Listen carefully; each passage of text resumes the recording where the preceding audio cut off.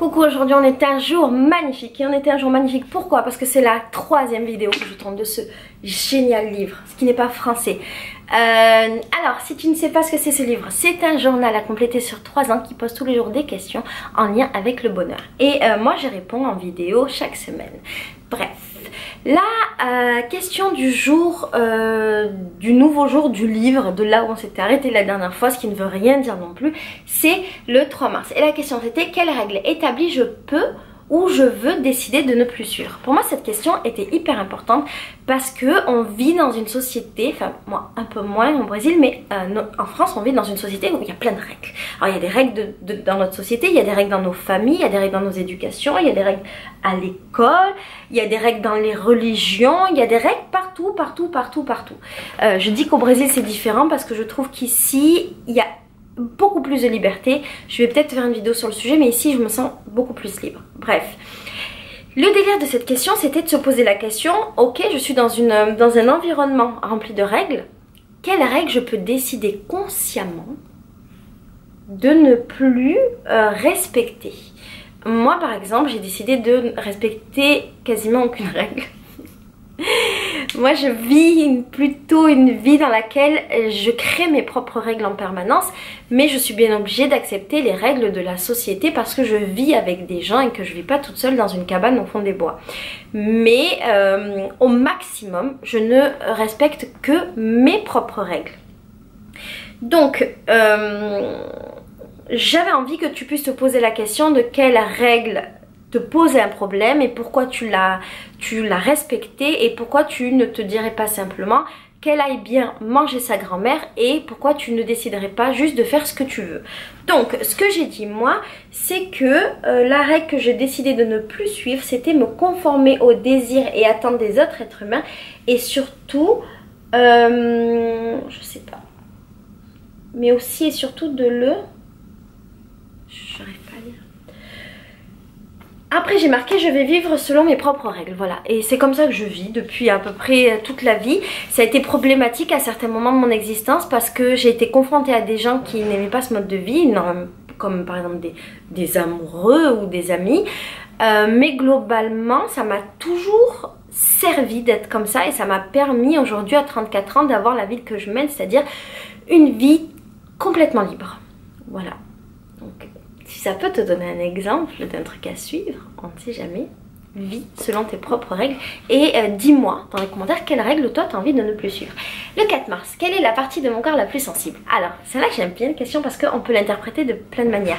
Il y a plein de manières d'être sensible, il y a plein de parties du corps qui peuvent être sensibles, il y a plein de combinaisons possibles. Et ce que j'ai répondu moi, c'était que la partie de mon corps la plus sensible, c'était mon cœur.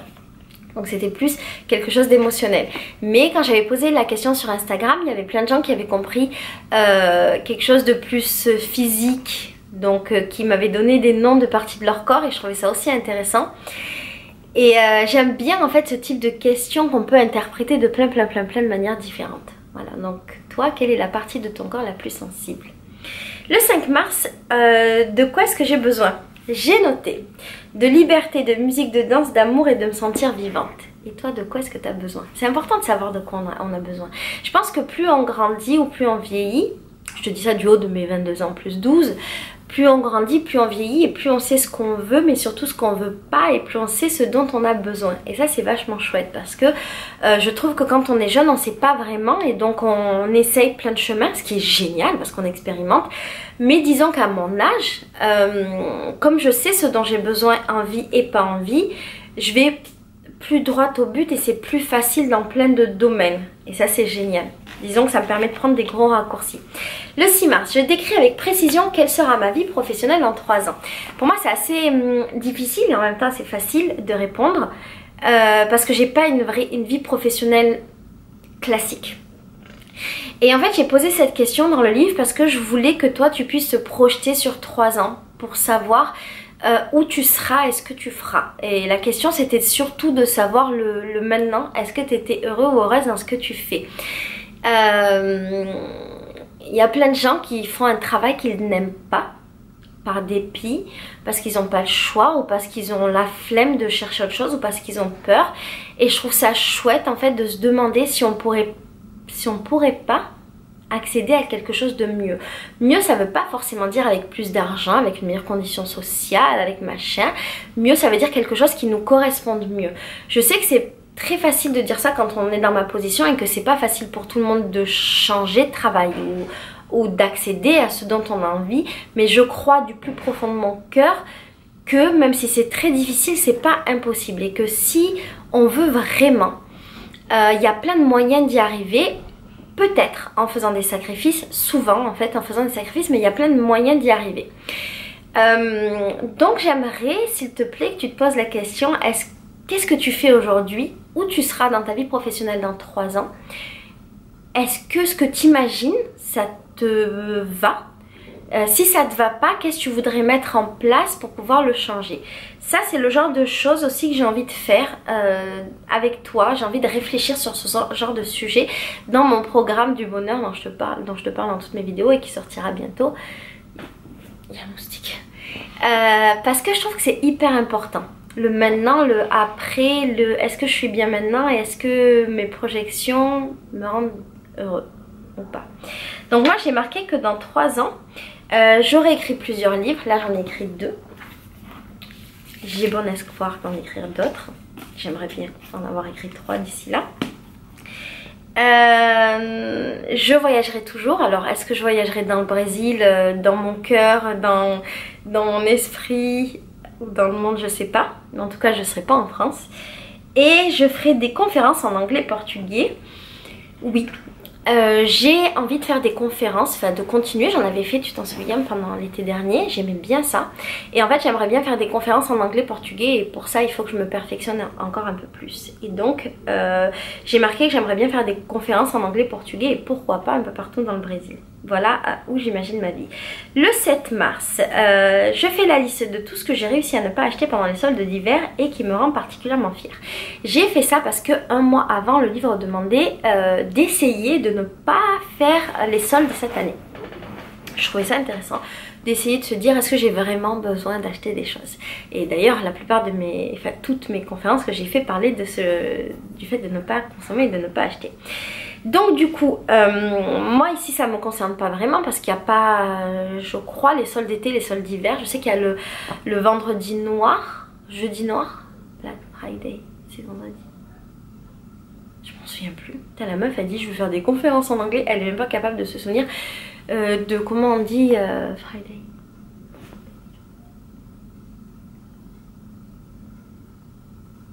Ah c'est vendredi? Oui c'est vendredi, je suis con. Et donc, c'est pas vendredi, je passe vraiment pour une quiche. Bref. Ici, je crois pas trop qu'il y ait les soldes. J'ai pas vu ça en un an au Brésil. Donc, j'ai pas fait les soldes. À ce moment-là, j'avais quasiment rien acheté. Depuis que j'étais au Brésil, je me suis juste acheté mes trucs pour le carnaval. Après je me suis acheté quelques bodys parce qu'en fait c'est chouette et que la vie est plus belle en body et plus facile pour moi. Et depuis, et je vais te faire une vidéo sur le sujet, depuis, je t'ai fait une vidéo, je vais t'en faire une autre. J'ai fait mon haul des vêtements que j'ai achetés de seconde main, donc dans un marché de vêtements d'occasion, c'était vachement chouette. Et je me suis acheté des habits neufs, comme cette combinaison merveilleuse. Tu vois là, qui est trop belle, tu vois le dos, blabla, je sais pas si on voit, on s'en fout. Et j'ai fait ça parce que c'était une petite marque et que c'était des vêtements fabriqués au Brésil et que j'ai besoin de vêtements. Parce que je voyageais avant, que j'avais quelques vêtements de voyageuse mais qui étaient un petit peu foutus. Et donc j'ai besoin de vêtements. Et puis socialement parlant, j'ai besoin de vêtements aussi. Je développerai dans ma vidéo sur le vêtement. Mais sinon, j'ai pas d'achat compulsif et je compte pas racheter de choses avant des années et des années. Peut-être des trucs de seconde main. Peut-être je vais racheter un petit peu des trucs d'occasion, mais vite fait, que si je tombe sur des choses exceptionnellement simples et utiles. Voilà. Si tu peux peut-être ne pas acheter de choses pendant les soldes, c'est chouette. Là, on est quel mois? Là, on est en juin.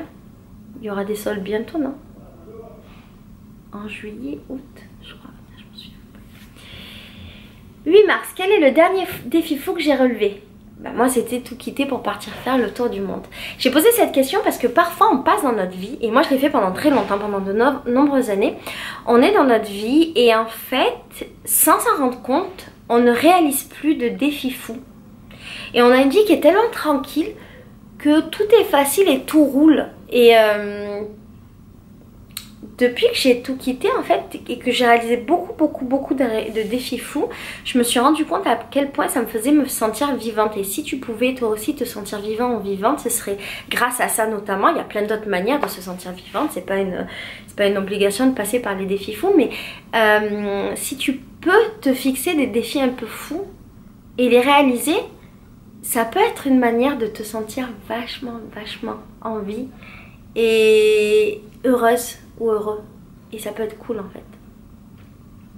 Le 9 mars. Les 3 raisons d'aimer mon amoureux ou mon amoureuse, ou éventuellement un amoureux ou une amoureuse imaginaire. Ouais, parce que tout le monde n'a pas de mec. Moi, je n'avais pas de mec. Qu'est-ce que j'ai marqué? 3 raisons d'aimer la personne que j'aime. Je pense que les raisons pour lesquelles j'aimerais la personne que j'aime, ce serait parce que cette personne est douce, parce qu'elle est aussi mon amie, parce qu'elle est intelligente, parce qu'elle est gentille et parce que je suis importante pour elle. Voilà les raisons, il y en a plus que toi. 3 plus que toi. Il y en a plus que toi.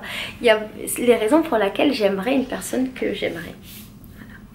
Le 10 mars, et on s'arrêtera sur cette question. Le 10 mars, quelle est la plus belle chose qu'on ait faite pour moi? Je crois que la plus belle chose qu'on ait faite pour moi, c'est de m'accepter telle que j'étais. Que ce soit des amis ou des gens qui m'ont aimé. Je parle par exemple à Farid qui m'a acceptée telle que je suis, alors que quand il m'a rencontré, à peu près tout mon mode de vie et mes valeurs étaient à l'opposé de son éducation et de ce qu'il avait l'habitude de voir autour de lui. Ma manière d'être aussi était totalement à l'opposé de ce qu'il avait l'habitude de connaître et du genre de fille qu'il avait l'habitude d'avoir dans sa vie. Et malgré tout, il m'a acceptée comme j'étais, sans me juger. Et il a accepté de vivre pendant 8 ans avec une folle, ce qui est vachement bien. Et d'ailleurs, je me rappelle qu'on avait un ami d'Amsterdam qui, chaque fois qu'il nous voyait, disait qu'il trouvait notre couple fou. Parce qu'en fait, Farid était hyper calme et que moi, je suis en surexcitation permanente. Et que Farid avait souvent ce truc où il me regardait en mode où il avait accepté en fait d'avoir une meuf en surexcitation et que ça le dérangeait pas et que c'était plutôt chouette. Et moi, ça me faisait beaucoup de bien de pouvoir être complètement naturelle. Et je crois que la personne avec laquelle j'ai été la plus naturelle dans ma vie et qui m'a permis d'explorer ma folie, c'est Farid. Et maintenant que je suis de nouveau dans le monde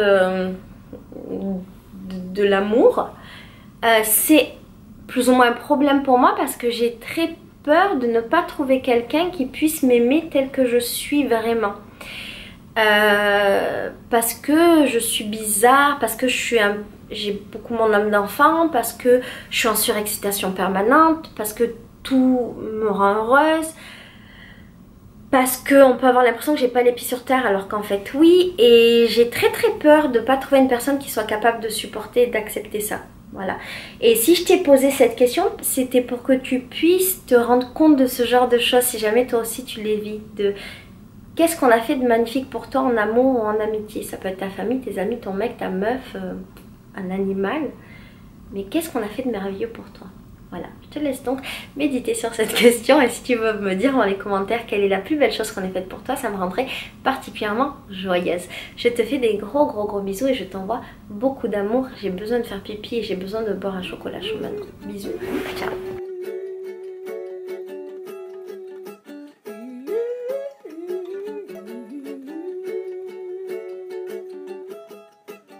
O amor é como raio, galopando em desafio, abre fendas, cobre vales.